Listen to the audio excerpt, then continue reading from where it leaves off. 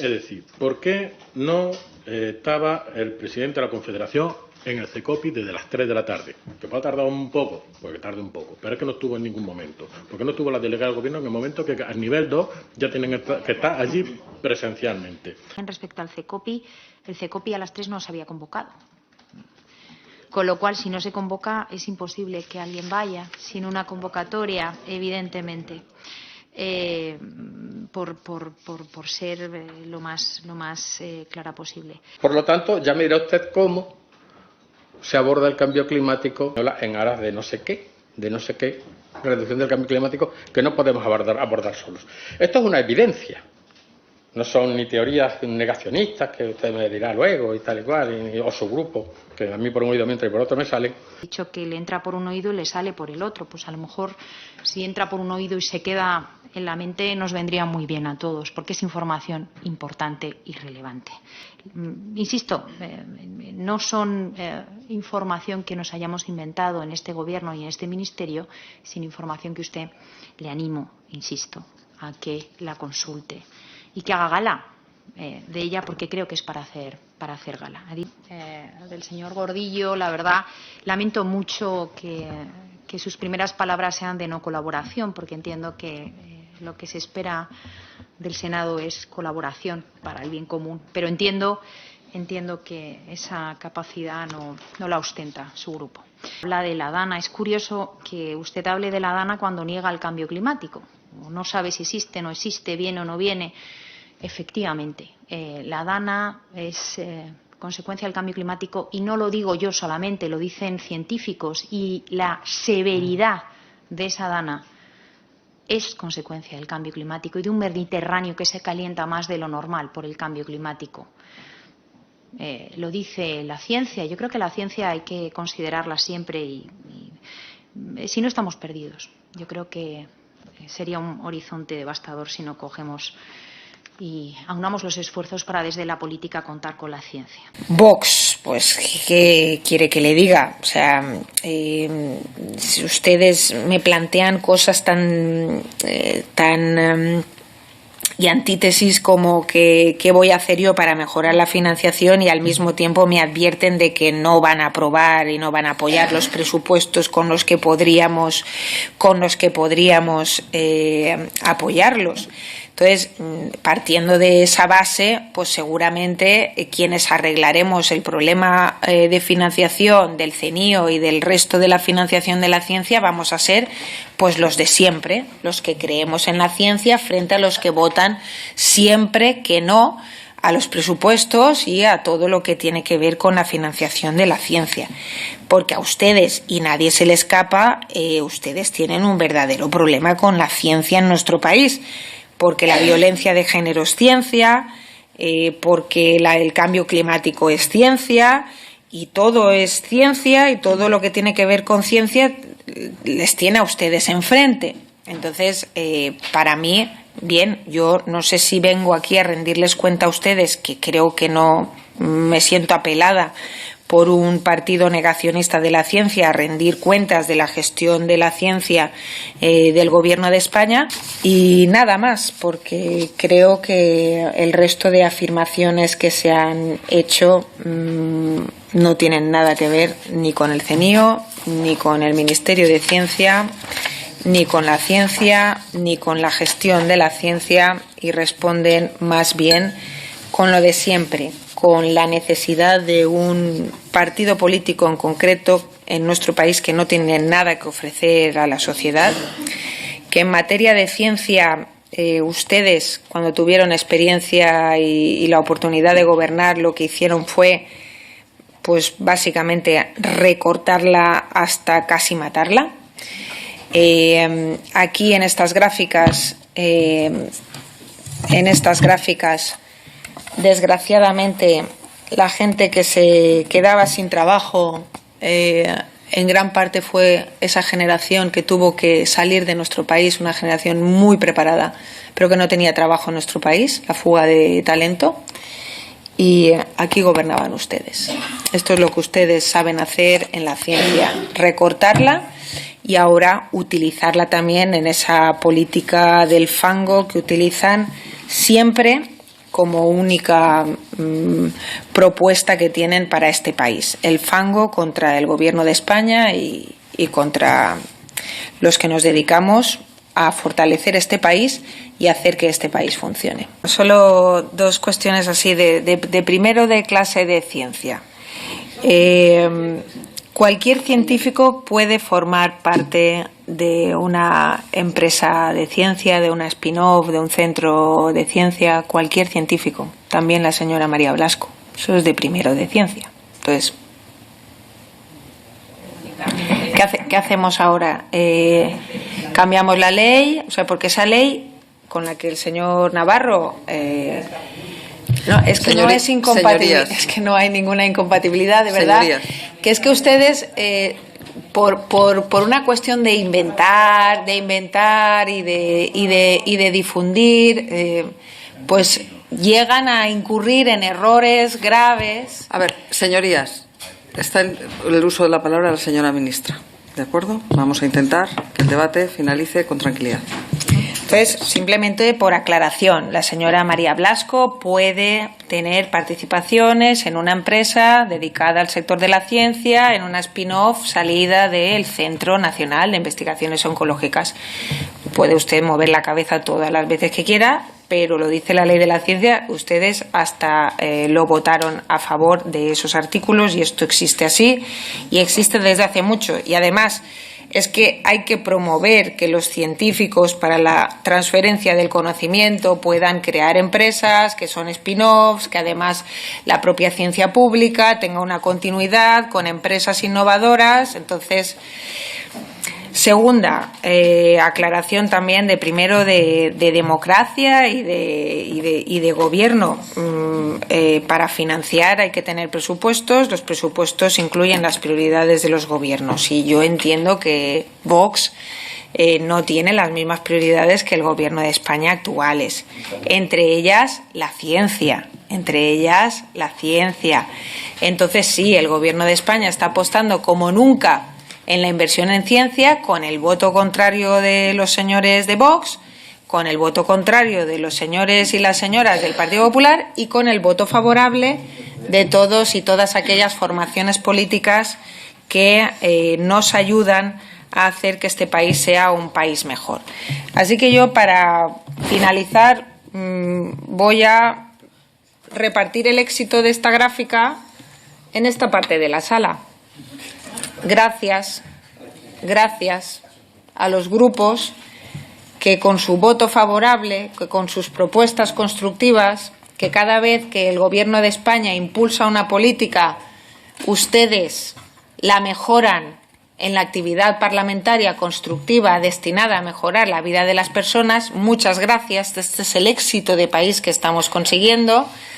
Y ustedes, pues un ratito más ahí soportando que a España le vaya bien y ustedes, pues considerando que cuando a España les va bien, pues a ustedes les va mal. Se repite la historia, yo lo lamento mucho, pero me gusta que este sea la situación actual de España: crecimiento económico, mejoras en las tasas de empleo y, desde luego, también como factor fundamental la apuesta en ciencia que estamos haciendo aquí. En todo caso, sí le puedo decir que he hablado de datos que vienen en periódicos de referencia internacional, pero efectivamente esos datos son datos que están publicados en España. La generación de 500 nuevos empleos están accesibles y puede acceder usted.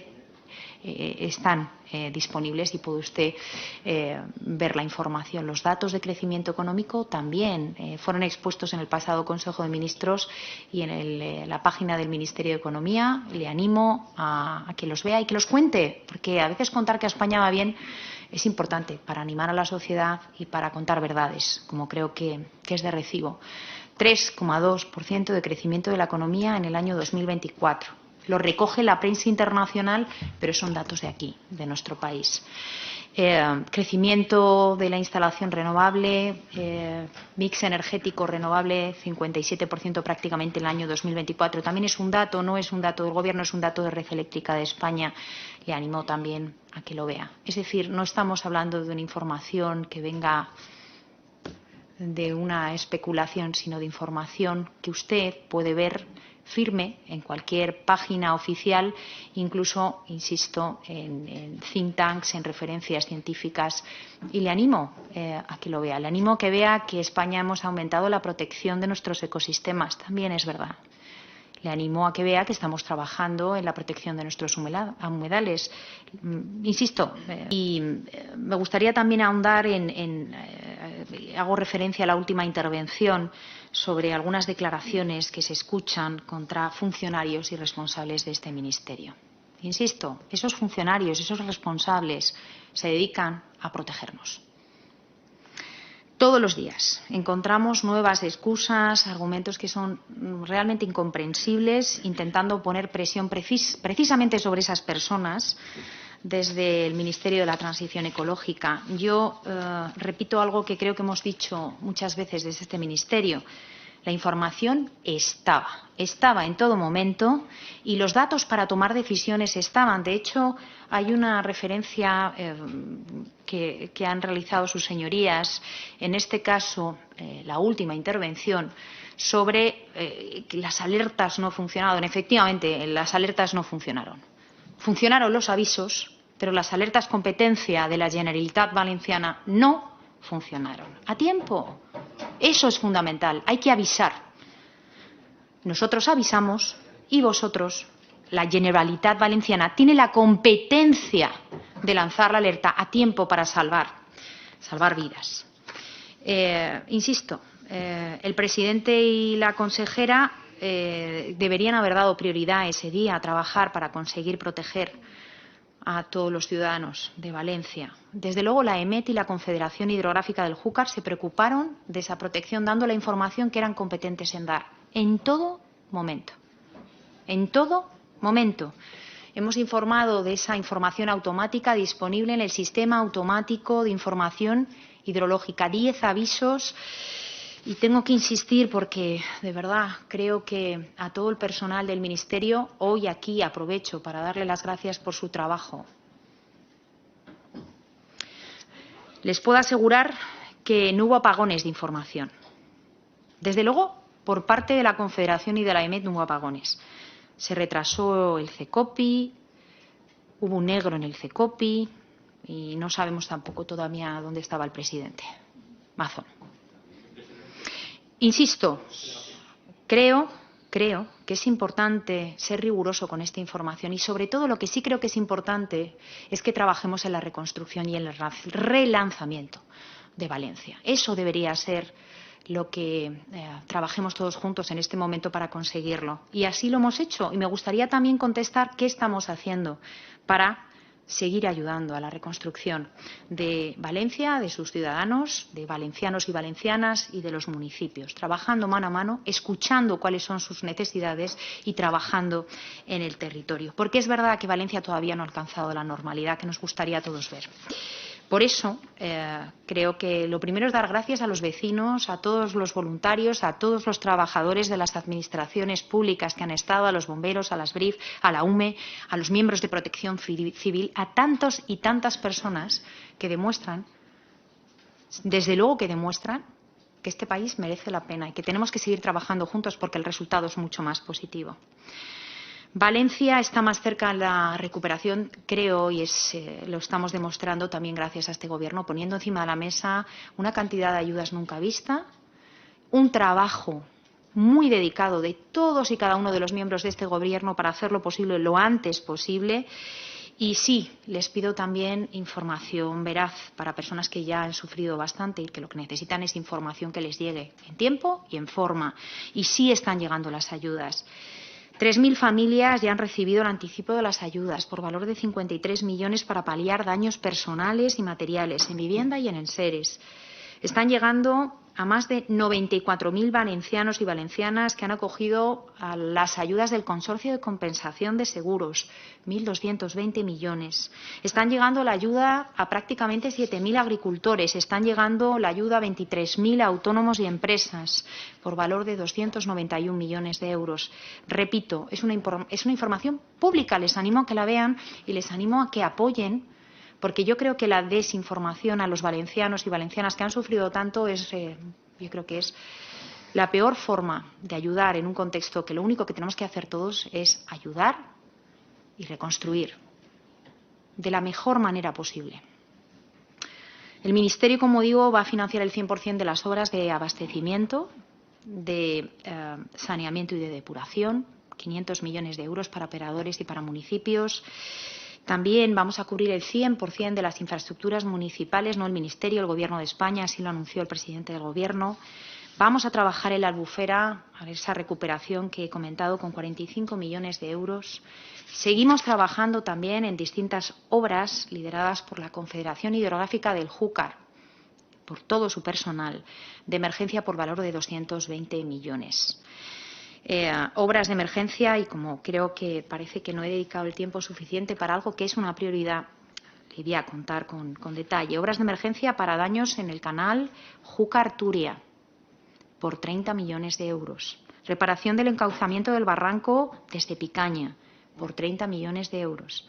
Obras de emergencia para la reparación de daños del sistema automático de información hidrológica, por 22 millones de euros. Reparación y estabilización de márgenes del río Turia, 18 millones de euros. Emergencia, la reparación de daños del canal del Campo del Turia, 15 millones de euros. Reparación y estabilización de los márgenes y recuperación del dominio público hidráulico en la cabecera del barranco del Pollo hasta Picaña, por 15 millones. Retirada de tapones, daños y restauración de dominio, presa de Forata, Canal del Magro. Insisto, cantidad de obras que van a ser necesarias, porque lo que hemos visto en Valencia es la mayor drama, evento meteorológico extremo que hemos sufrido en este país. Y no estoy de acuerdo que pasara siempre. Siempre había, pero no con esta severidad. No con esta severidad. Y no tampoco con tanta construcción en zonas inundables, ni con la proliferación de barreras, desde luego no naturales, que han hecho que el impacto sea muchísimo mayor. Por lo tanto, yo llamo a la responsabilidad. Vamos a seguir trabajando, por supuesto, en las obras hidráulicas en Valencia, pero también me gustaría aprovechar para decir algo que creo que es importante. No hay infraestructura que por sí sola pueda hacer frente a los impactos de la emergencia climática. Tenemos que acompañarla siendo conscientes que cuando llegan los avisos que vienen de responsables, de funcionarios públicos, con la capacidad técnica y científica, los que son responsables tienen que ser capaces de lanzar las alertas con suficiente antelación.